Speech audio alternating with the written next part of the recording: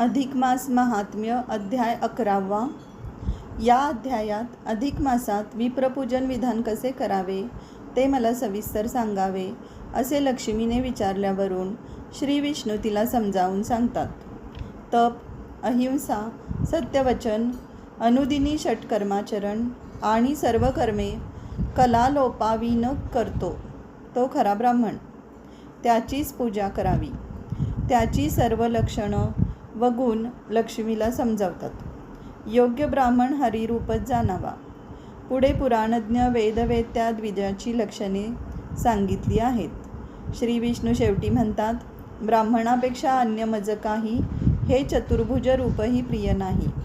सर्व देवमय मीर शेषशाही तैसाची विप्रही वेदमय. आपल्या म्हणण्याच्या पुष्ट्यर्थ श्रीकृष्ण एक कथा या अध्यायात सांगतात.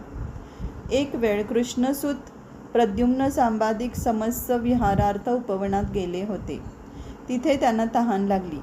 ते एका विहिरीजवळ गेले, पण त्यात पाणी नसून त्यात एक सरडा होता. त्याला त्यांनी वर काढण्याचा प्रयत्न केला, पण तो काही येईना. मग ते श्रीकृष्णाकडे आले. श्रीकृष्णाने त्याला वर काढले. श्रीकृष्णाचा स्पर्श होताच तो दिव्य पुरुष झाला व श्रीकृष्णापुढे हात जोडून उभा राहिला. तदनंतर त्याने इक्ष्वाकू वंशातील आपल्या राजपदाची हकीकत श्रीकृष्णाला सांगितली. गोविंदा गोविंदा.